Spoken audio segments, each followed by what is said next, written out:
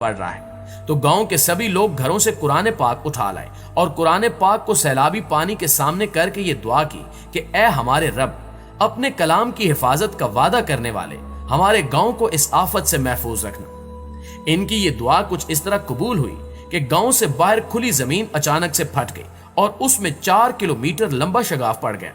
सैलाबी रेला उस शगाफ में यूं समा गया जैसे था ही नहीं। कुदरत के इस मौजज़े को देखकर पूरे गांव ने सजदे शुक्र अदा किया कि इन पर से इतनी बड़ी मुसीबत टल गई। मोअज़्ज़िज़ दोस्तों, इस सैलाबी सूरत हाल में यह सवाल भी उठाया जा रहा है कि क्या यह सैलाब कौम की बदअमालियों का नतीजा है?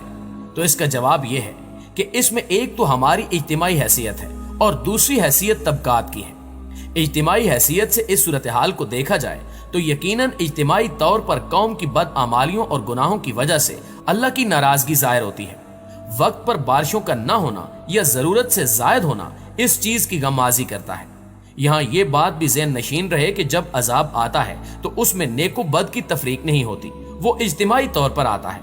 अलबत्ता आखिरी जिंदगी में आमाल मयार होंगे। इस हैसियत से सिर्फ मुतासरीन तबके से मुखातिब होने की बजाय पूरी कौम को अपनी बदअमालियों पर शर्मिंदा होते हुए अल्लाह के हजूर तौबा इस्तगफार करनी चाहिए और नाफरमानी पर अल्लाह से मुआफी का सवाल करते हुए आफियत और करम तलब किया जाना चाहिए। दूसरी हैसियत तबकात की है।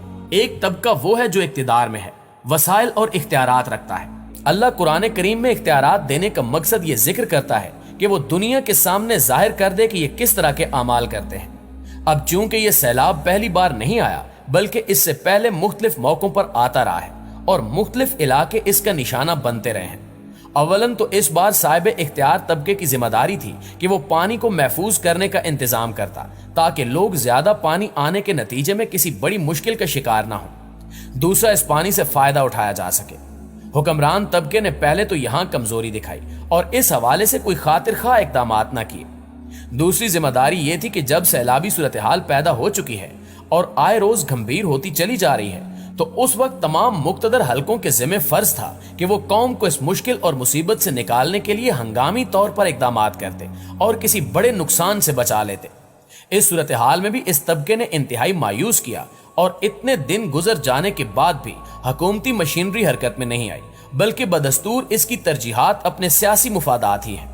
नाज़रीन गिरामी, हुक्मरान तबके की इस बेहिसी और लापरवाही को देखकर बजा तौर पर कहा जा सकता है कि यह सैलाब इनके हक में बायसे अजाब है, क्योंकि इस मौके पर जिम्मेदारी और जवाबदेही का एहसास पहले से ज्यादा होना चाहिए था और खुद को कौम का खादिम समझते हुए इनके बचाव के लिए मुनासिब इकदामात किए जाने थे, जिससे वो गाफिल रहे और अल्लाह की तरफ से अता करदा इक्तिदार के हकीकी मकसद में नाकाम हुए।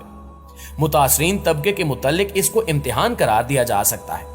अल्लाह ताला बसा औकात अपने बंदों पर सख्त हालात भेजकर इम्तिहान लेता है और देखना चाहता है कि कौन इस मुश्किल वक्त में उसे याद करता है।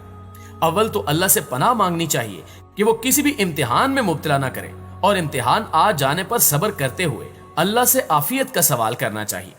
इसी तरह बाकी कौम का भी इम्तिहान है कि क्या वो इस मुश्किल घड़ी में अपने भाइयों के दुख दर्द में शरीक होती है, इनके बचाव के लिए क्या इकदामात करती है।